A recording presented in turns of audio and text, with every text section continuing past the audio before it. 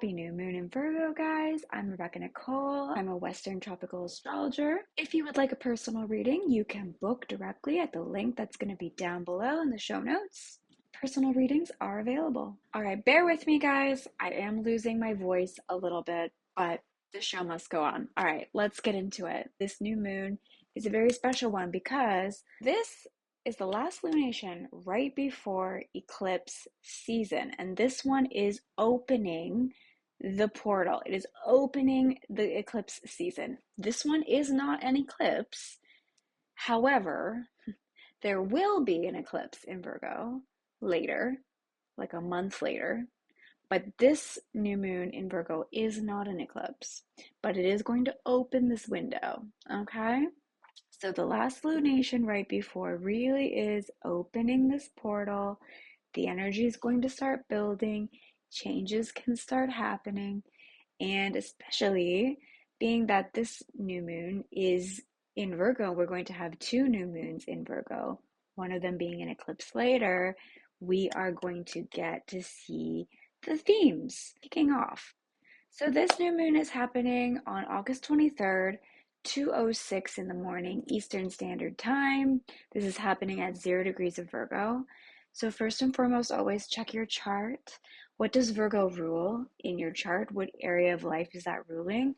And what specifically is around 0 degrees of Virgo? So give or take a few degrees, like 2 to 3 on either side. So yes, even going back into a few degrees of Leo. So checking to see if you have anything important going on right there, if this is igniting or activating any planets or important points, because that is going to be even more important for you personally. So basic Virgo themes. So Virgo is the priestess, she is the virgin. This is all about devotion to purity, being of service, divine, pure service to the greater good, helping others. A really strong theme of that inner wisdom, connection to the absolute purest truth, for innate clarity, for sorting. So when we can see from clear truth, we can call bullshit on all the noise, on what is illusion, on what is just distraction, what is not necessary, and what is not truly good for us. So Virgo brings us these themes, this ability to very clearly, like with her sword of truth, just kind of cut through the noise. This goes over here. This is real. This is true. This is bullshit. This is nonsense. That can just go. So she really brings in this theme of sorting, organizing, putting everything in its right place, um, cleaning things up, bringing things out of chaos and into efficiency.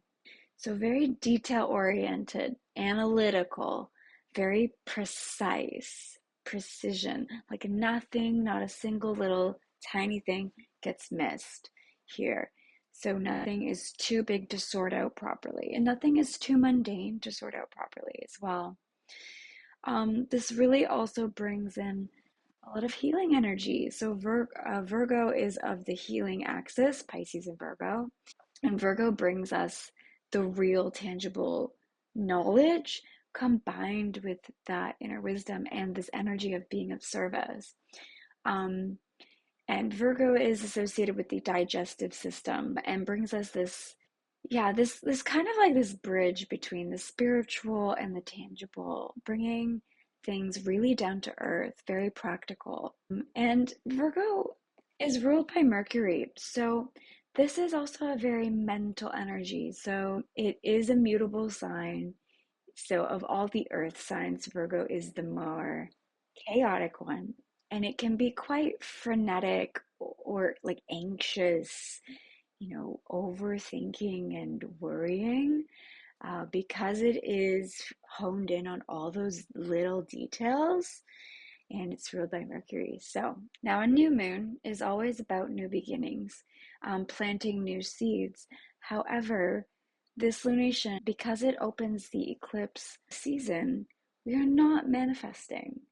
We do not manifest from here on out, guys, for like 6 weeks. all your manifesting sits on hold, because during eclipse season is when we step back and the universe steps in, and the universe is going to make a lot of big seismic shifts, a lot of big earthquakes in the world at large or in your personal life. Now, it depends person to person on your chart, what area is this in, what planets are being activated, but in general, eclipse season, we allow things to be revealed that we didn't see coming. So we do not forcefully, assert our will at this time. We do not manifest and try to control any outcomes at this time. That being said, what can we do with this new moon? So we can still plant little seeds that kind of get us into more alignment for eclipse season. If we are drastically out of alignment, eclipse season always backhands us a lot harder. So we want to be in more alignment with more awareness, getting our ducks in a row so that we are prepared for when shit hits the fan. We are in a better position if or when shit hits the fan. So it's a good time to kind of just clean up and align some things in your life. So this might look like cleaning up some aspect of your life, like even the mundane things, like your junk drawer, cleaning out your garage, stuff you've been putting off, the place where all the things just get thrown in that closet and I'll deal with it later. Maybe things like your tax spreadsheets, like these annoying little things that require like detailed sorting and going through with a fine tooth comb. Like, where does this belong? What column does this go under? Where do I throw this out? Do I keep this? It could also look like tightening up a health routine. So, taking a deeper look at your health stats, diving back into something that might have been put on hold. Maybe now's a good time to pick up that diet, to do a health cleanse, to, cut out some foods that are not good for you and you know that it's not. Stuff like this. So, and clearing out as well any kind of like energy leaks, anything that's kind of sabotaging you on a daily basis in the mundane ways. So, things like, do you drink too much coffee? Are you relying on coffee all the time? Alcohol, social media, TV, are you binge watching? What are you watching? What are you consuming? Are you doom scrolling? Are you watching a lot of the news? Are you watching a lot of like murder documentaries and stuff that's just honestly not healthy to be consuming a lot of that because you're absorbing that energy. And when we get into a state of fear and worry and anxiety, which is very Virgo, um, it really is draining our energy levels. It is draining our life force energy. And it is really hard to be positive and more efficient and effective when that is consuming us. So being really, really grounded and having really kind of like more strict boundaries about what you're consuming at this time. So it's a good time to kind of assess and go through that. Also, like any drama, what kind of people are around you? And also your own self-talk. Do you have a lot of negative self-talk? Are you highly critical? That's a very Virgo tendency. You can also like look deeper into this, like what does Virgo rule in your life? What area? And am I highly critical or anxious or overthinking or worrying a lot about something in that area? Or even like trying to like kind of cover it up because you don't want anyone to see it, that would make you imperfect, that would make you flawed. Anything that doesn't feel good or feel healthy, any of those behaviors, taking a look at that, cleaning that up. So, and it's this thing where you also need to be more practical. Yeah, just reel it in, cut back and clear out any things that are of excess, that aren't serving, that are weighing you down from truly serving. Because the whole thing about Virgo is being of service. So now these themes of Virgo, this is going to be deepened in September when we get the new moon eclipse at 29 degrees of Virgo. So we have this one at 0 degrees, and then the eclipse in Virgo is going to be at 29. These are both critical points, 0 and 29. It's the very beginning and the very ending. The eclipse is going to be a lot more intense. It's also touching the south node, so it's going to be a lot more aggressive clear cutting of all of this. This new moon, you can just start getting clear, just start getting ideas what isn't serving you, because this theme is going to be a theme for the next 6 weeks, it's going to be there. And it's also a theme that's playing out, that's part of that eclipse story that plays out for like 2.5 years, the Pisces Virgo eclipse with that south node in Virgo. So it is a lot of clearing around this theme. Now, the ruler of this lunation is Mercury. Mercury rules Virgo.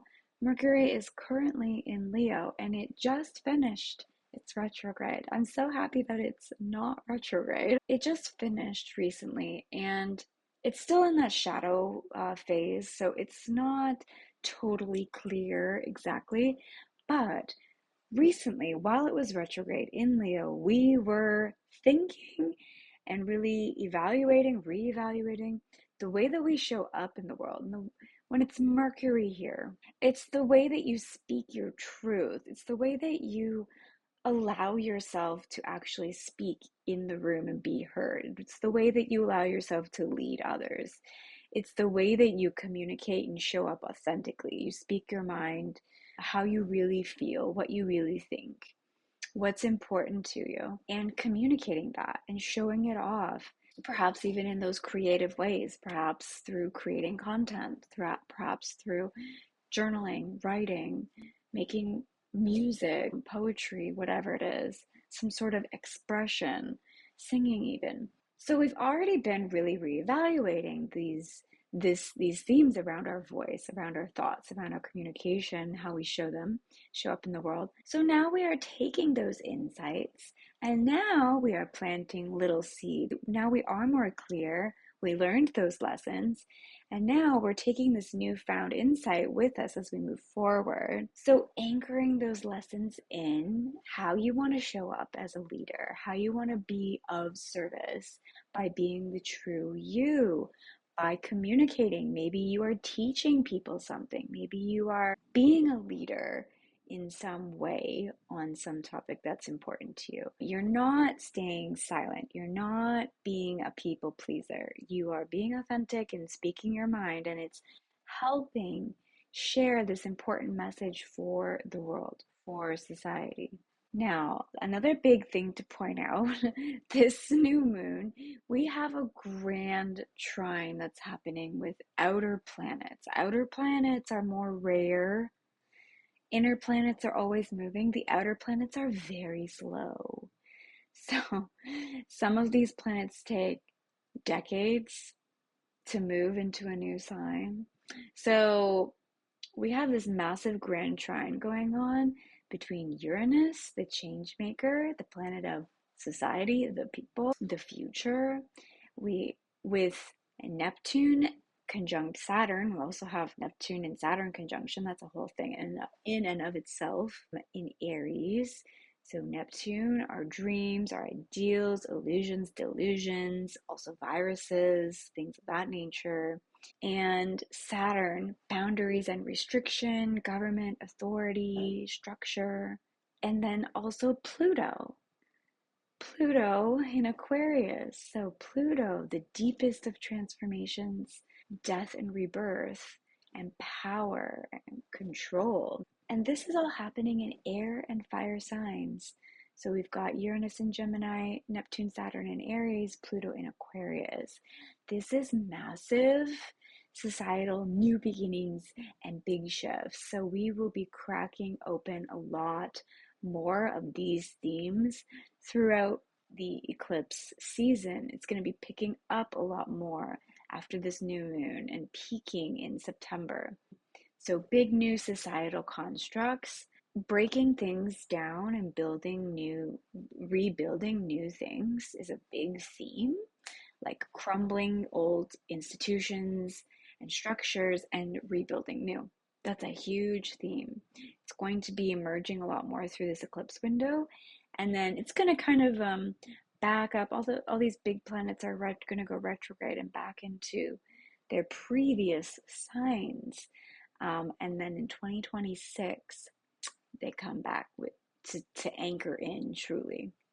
So we get this peak, this window right now, and it's also coinciding with the eclipse season. So it's going to be seismic, like it's very earthquake kind of like energy. Whether that is quite literal, as we've been having a lot of seismic energy around the world, and that's being predicted, but also just societal earthquakes. So the collective vision is really shifting. Our values are completely shifting. We want to turn the whole system up on its head. It's a very much like power to the people because we're tired of seeing people suffer. We're tired of these things that take advantage of the people. So that's also tying into the North and South node playing in this Pisces Virgo axis. It's a healing axis. And the North Node in Pisces is just this conscious collective of compassion, and that we are all one, we are all united, and it's this very healing energy. And, really unable to look away from the pain and suffering of the world. And Virgo, where we're clearing around Virgo, what we're seeing that needs to go around that energy is the control and like all the little things that have been on the wayside, that have been overlooked. All these details need to be sorted out. They need to be put in their place. Things need to be thrown out. We get a glimpse of this the next 6 weeks, specifically throughout September. So this new moon is really helping us to evaluate how we can show up authentically and be of service to the world and clear out what is redundant and simply time to throw away. It's helping us to get more strategic, practical, and tangible, and in control in little ways over the little steps that add up to big differences behind the scenes, right? So thinking like healing the microbiome, all these little tiny little details that like have a massive impact on the overall health and function of a system, of a human. Um, so we're going to finish off with some journal questions. So some things to ponder during this new moon. Question number 1. How can I uniquely and authentically be of service in this world?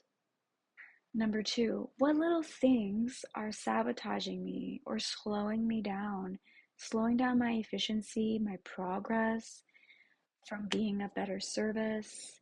What's draining me? Number 3, what is something I can clear or tighten up today or this week that I've been putting off that could make an immediate shift?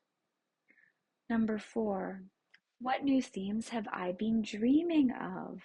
What new things have I been feeling called towards since the spring? Okay, since March 14th specifically, when we had an eclipse in Virgo.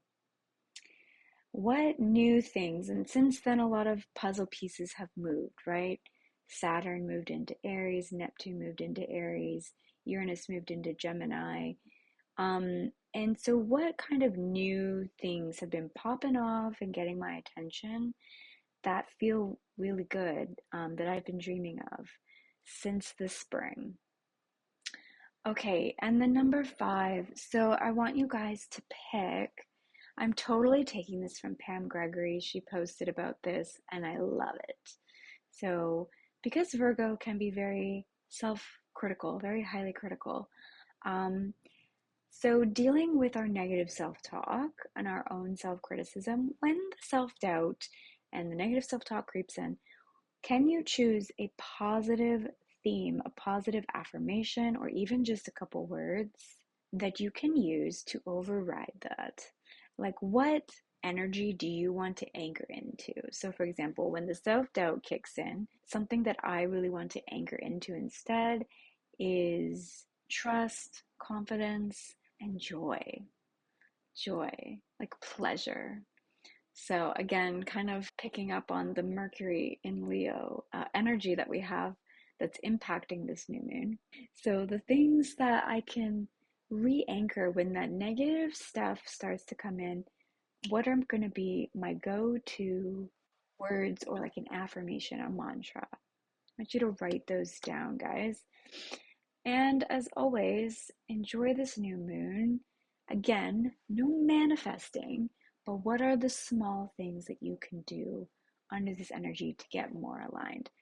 Good luck as we head into eclipse season. Stay tuned. I am definitely going to have a video upcoming about the big shifts that we can expect for the upcoming eclipses. So see you in the next video, guys. Have a happy new moon.